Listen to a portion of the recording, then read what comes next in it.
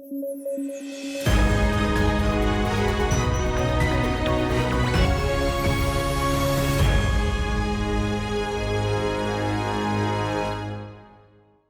News at 9 programme में आपका स्वागत है। मैं हूं अमृत उपाध्याय। आइए जल्दी से देखें आज की हेडलाइन।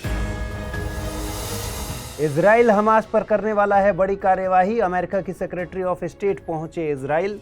भारत ने शुरू किया ऑपरेशन अजय। अंटार्कटिका के ऊपर बना एक बड़ा ओजोन होल। ज्वालामुखी विस्फोट से है संबंध। यूवी रेडिएशन को रोकती है ओजोन। और ईवी में लगने वाले खनिजों पर रॉयल्टी होगी कम। केंद्र करेगी पुराने कानूनों में बदलाव। ईवी को आम आदमी तक पहुंचाना है मकसद।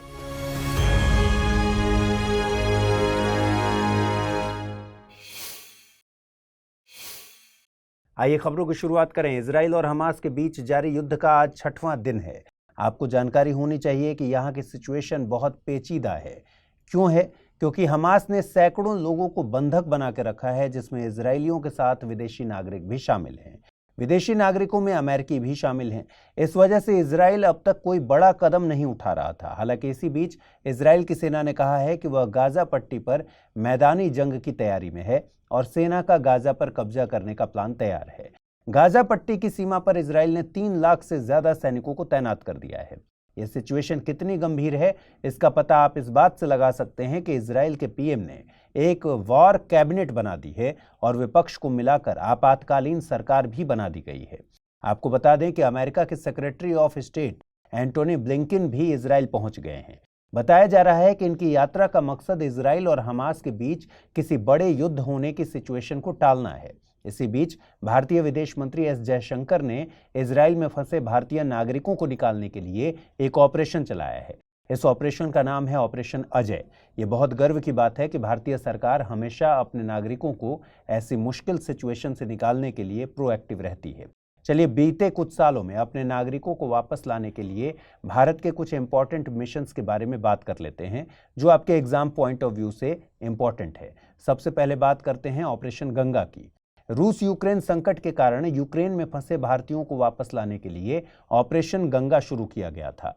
वहीं अफगानिस्तान में तालिबान के सत्ता में आने के बाद भारत ने अफगानिस्तान से सैकड़ों भारतीयों को निकालने के लिए 2021 में ऑपरेशन देवी शक्ति शुरू किया था। हम कोविड टाइम को कैसे भूल सकते हैं। ऑपरेशन वंदे भारत और ऑपरेशन समुद्र सेतु के जरिए कोविड-19 महामारी के समय दुनिया भर से भारतीयों को वापस लाया गया था। ऑपरेशन राहत को 2015 में लॉन्च किया गया, जब यमन सरकार और हौती विद्रोहियों के बीच संघर्ष के बीच सैकड़ों भारतीय फंसे हुए थे। 2006 में ऑपरेशन सुकून को लॉन्च किया गया था, जब इजराइल और लेबनान के बीच सैन्य संघर्ष छिड़ गया था। सूर्य हमें रोशनी तो देता ही है, साथ में अल्ट्रावायलेट रेडिएशन भी देता है। ये बहुत फायदेमंद नहीं होती। अगर आप लंबे समय तक अल्ट्रावायलेट रेडिएशन के संपर्क में आते हैं तो बहुत चांस है कि आपको स्किन कैंसर भी हो जाए। वो तो शुक्र मनाइए ओजोन लेयर का, जो सूर्य की इस हानिकारक अल्ट्रावायलेट को एक ढाल की तरह रोक लेती है और पृथ्वी तक आने नहीं देती। लेकिन आपने कभी सोचा है कि क्या होगा अगर ये ढाल टूट जाए? ऐसी ही एक खबर सामने आई है। हाल ही में यूरोपीय अंतरिक्ष एजेंसी ने बताया है कि अंटार्कटिका के ऊपर ओजोन लेयर में एक बहुत बड़ा होल हो गया है। यह होल छोटा मोटा नहीं है। यह होल दुनिया के 5वें सबसे बड़े देश ब्राजील से लगभग 3 गुना बड़ा है। हमें और आपको इस खबर से चिंता जरूर होगी, लेकिन विशेषज्ञों का कहना है कि घबराने की कोई बात नहीं है, क्योंकि ओजोन में होल से अंटार्कटिका की सतह पर गर्मी बढ़ने की संभावना नहीं है और न ही यह जलवायु परिवर्तन के लिए चिंता का विषय है। देखिए, ओजोन एक गैस है जो कि प्राकृतिक तरीके से समताप मंडल में पाई जाती है। आपकी जानकारी के लिए बता देता हूं कि अंटार्कटिका के ऊपर ओजोन होल का आकार हर साल बदलता है। यह होल हर साल अगस्त में बड़ा होना शुरू होता है और नवंबर या दिसंबर में फिर से बंद हो जाता है। अब आपके मन में आ रहा होगा कि इस साल यह होल इतना बड़ा कैसे हो गया। दरअसल इस साल के होल का रिलेशन हंगा टोंगा में ज्वालामुखी विस्फोट से है। इस ज्वालामुखी में दिसंबर 2022 और जनवरी 2023 के दौरान विस्फोट हुआ था। अब समझिए कि ज्वालामुखी विस्फोट से गैस और जलवाष्प निकलती है और ये गैस सामान्यतः वायुमंडल में बहुत ऊपर तक नहीं पहुंच पाती हैं। ये गैस समताप मंडल के नीचे ही रहती हैं। लेकिन हंगा टोंगा का विस्फोट इतना पावरफुल था कि इससे समताप मंडल में बहुत सारी गैसेज और जलवाष्प चली गई। जलवाष्प ने रासायनिक प्रतिक्रियाओं के जरिए ओजोन परत पर प्रभाव डाला और इसके साथ ही जलवाष्प में ब्रोमीन और आयोडीन जैसे अन्य तत्व भी होते हैं जिसने ओजोन को कमजोर कर दिया। लेकिन ओजोन लेयर में होल के लिए हमें हमेशा प्रकृति को दोष नहीं देना चाहिए। 1970 के दशक में भी एक विशाल ओजोन होल बना था और ये बना था इंसानों के कारण। ये होल क्लोरोफ्लोरोकार्बन नामक केमिकल के व्यापक उपयोग के कारण बना। क्लोरीन ओजोन का दुश्मन होता है और क्लोरोफ्लोरोकार्बन में क्लोरीन मौजूद रहता है। इंसानों को अपनी गलती का एहसास हुआ और 1987 में इन हानिकारक केमिकल्स के प्रोडक्शन को खत्म करके ओजोन परत की रक्षा के लिए मॉन्ट्रियल प्रोटोकॉल बनाया गया। आगे बढ़ें उससे पहले आप सबके लिए जरूरी सूचना, study IQ IAS Hindi team 2024 के लिए P2I यानी प्रीलिम्स टू इंटरव्यू का नया फाउंडेशन कोर्स लेकर आई है। बैच की शुरुआत 10 अक्टूबर 2023 को शाम को 6 बजे हो चुकी है, लेकिन इसमें एडमिशन की अंतिम तारीख 15 अक्टूबर है। यह बैच हिंदी के अलावा इंग्लिश और इंग्लिश तीनों ही भाषाओं में एक ही समय पर शुरू किया गया है। P2I न्यू फाउंडेशन कोर्स में एक नया फीचर ऐड किया गया है। आप इसे 3 कैटेगरी सिल्वर, गोल्ड और प्लैटिनम में खरीद सकते हैं। सिल्वर कैटेगरी में कोर्स की वैधता 18 महीने, गोल्ड में 30 महीने और प्लैटिनम में 42 महीने तक रहेगी। कोर्स में डिस्काउंट हासिल करने के लिए आपको अमृत लाइव कोड यूज करना होगा। कोर्स के प्राइस 23,999 रुपए से शुरू हो रहे हैं। कोर्स की सबसे बड़ी खासियत यह है कि प्रीलिम्स क्लियर करने वाले स्टूडेंट्स के लिए स्टडी IQ की तरफ से निःशुल्क आवासीय सुविधा उपलब्ध कराई जाएगी। इस दौरान आपके मेंस की पूरी तैयारी भी कराई जाएगी। साथ ही इंटरव्यू में डेफ का 1-to-1 एनालिसिस किया जाएगा। कोर्स के संबंध में ज्यादा जानकारी के लिए डिस्क्रिप्शन बॉक्स में दिए गए लिंक पर क्लिक कर सकते हैं। आपने गौर किया होगा कि इलेक्ट्रिक कार सामान्य कार से काफी महंगी होती है। एक फेमस कार ब्रांड की 4 सीटर इलेक्ट्रिक कार लगभग 40 लाख की आती है, वहीं नॉर्मल 4 सीटर पेट्रोल या डीजल कार 10 लाख के अंदर आ जाती है। आपको बता देते कि आज की इलेक्ट्रिक कार की सिचुएशन लगभग 21वीं सदी के शुरुआत के पर्सनल कंप्यूटर जैसी है। उस समय 128 MB रैम और 8 GB हार्ड डिस्क के कंप्यूटर आज की तुलना में लगभग 10 गुना महंगे थे। लेकिन फिर सरकारी प्रयासों, नए उदार कानूनों के कारण पूरा IT इकोसिस्टम बदल गया। इससे महंगी IT तकनीक और गैजेट सस्ते हो गए और आज भारत दुनिया के टॉप IT सर्विस प्रोवाइडर देश में से एक है। ऐसे ही अगर EV को आम आदमी की पहुंच में लाना है तो EV टेक्नोलॉजी को सस्ता करना पड़ेगा। ऐसे ही टॉप EV मैन्युफैक्चरर बनने का सपना भारत देख रहा है और इसी सपने को हकीकत में बदलने के लिए केंद्र सरकार ने हाल ही में एक बड़ा काम किया है।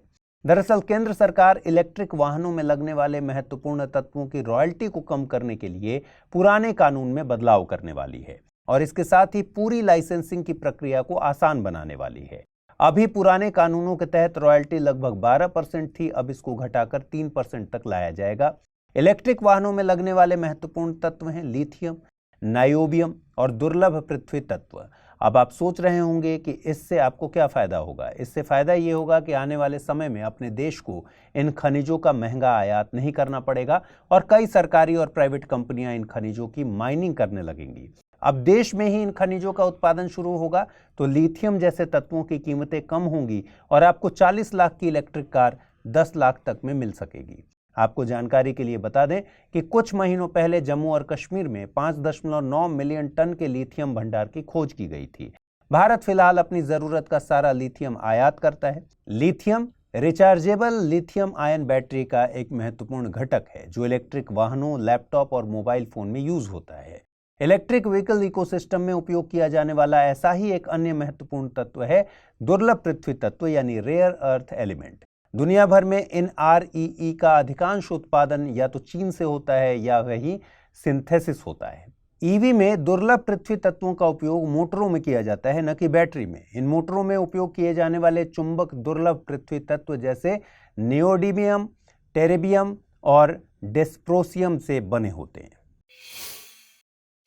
हाल ही में भारतीय private space agency Skyroot ने फ्रांस की कंपनी के साथ समझौते किए हैं। फ्रांस की कंपनियों के नाम हैं प्रोमेथी, अर्थ इंटेलिजेंस और कनेक्टसैट। स्काई रूट 2024 में इन कंपनियों के उपग्रहों को लॉन्च करने वाली है। दरअसल प्रोमेथी अर्थ इंटेलिजेंस जेपिटस नाम का पृथ्वी अवलोकन उपग्रह विकसित कर रही है।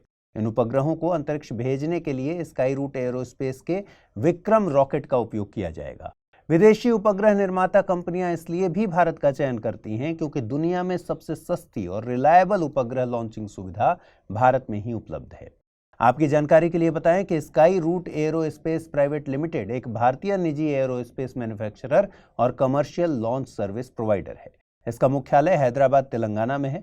कंपनी की स्थापना इसरो के पूर्व इंजीनियर्स और वैज्ञानिकों द्वारा की गई थी। इसका लक्ष्य विशेष रूप से छोटे उपग्रह बाजार को टारगेट करना है। इनका मुख्य काम छोटे उपग्रहों के लिए लॉन्च वाहनों की श्रृंखला को विकसित करना है। स्काई रूट एरोस्पेस ने भारत का पहला निजी तौर पर बनाए गए रॉकेट को लॉन्च करके एक रिकॉर्ड बनाया था। इस रॉकेट का नाम विक्रम एस था। अब स्काई रूट की एक अधिक उन्नत रॉकेट विक्रम 1 लॉन्च करने की तैयारी है। आइए अब जल्दी से देखें आज के रैपिड न्यूज में क्या है खास। रक्षा मंत्री राजनाथ सिंह ने 5वीं वार्षिक रक्षा वार्ता के लिए पेरिस में फ्रांस के रक्षा मंत्री सेबेस्टियन लेकोर्नु से मुलाकात की। रक्षा मंत्री ने अंतरिक्ष, साइबर और एआई जैसे क्षेत्रों के साथ साथ रक्षा औद्योगिक संबंधों को बढ़ाने पर जोर दिया। आज भारतीय प्रतिस्पर्धा आयोग द्वारा आयोजित 8वां ब्रिक्स अंतर्राष्ट्रीय प्रतिस्पर्धा सम्मेलन नई दिल्ली में शुरू हुआ। प्रतिस्पर्धा कानून में नई चुनौतियों पर ध्यान केंद्रित करते हुए इसमें 450 से अधिक वैश्विक प्रतिनिधियों की भागीदारी देखी गई। डिजिटल बाजारों को विनियमित करने के लिए ब्रिक्स की भूमिका महत्वपूर्ण होगी। केंद्रीय स्वास्थ्य और परिवार कल्याण मंत्रालय की एक पहल सघन मिशन इंद्रधनुष 5.0 अभियान का 14 अक्टूबर 2023 को 3 चरणों का समापन होगा। IMI 5.0 सार्वभौमिक टीकाकरण कार्यक्रम सभी टीकों के लिए कवरेज बढ़ाने पर केंद्रित है, जिसमें 2023 तक खसरा और रूबेला बीमारी को खत्म करने का लक्ष्य रखा गया है। वित्त मंत्री निर्मला सीतारमण ने मोरक्को के मराकेश में G20 वित्त मंत्रियों और IMF वर्ल्ड बैंक की बैठक में विभिन्न वैश्विक समकक्षों से मुलाकात की। इसके अतिरिक्त वित्त मंत्री ने कोमोरोस और मोरक्को के मंत्रियों के साथ भी आपसी सहयोग और विकास पर चर्चा की। कल यानी 13 अक्टूबर 2023 से नई दिल्ली में नवे संसदीय अध्यक्षों का शिखर सम्मेलन शुरू होने जा रहा है, जिसका विषय एक पृथ्वी, एक परिवार, एक भविष्य के लिए संसद होगा। भारतीय संसद द्वारा आयोजित इस कार्यक्रम में पैन अफ्रीकी संसद की यह पहली भागीदारी होगी। इसकी मुख्य चर्चाओं में डिजिटल प्लेटफॉर्म, महिलाओं के नेतृत्व वाला विकास, टिकाऊ लक्ष्य और ऊर्जा परिवर्तन शामिल होंगे।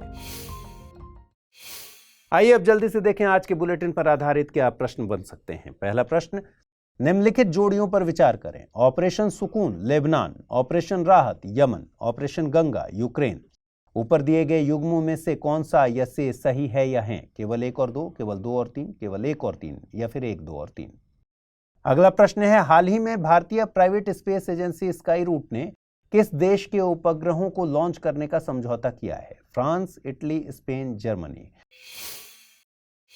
आइए अब जल्दी से देखें कल मैंने आपसे कौन से सवाल पूछे थे और उनके सही जवाब क्या है। पहला सवाल था, चुनावी बॉन्ड योजना की शुरुआत कब हुई थी? 2017, 18, 14 या फिर 19?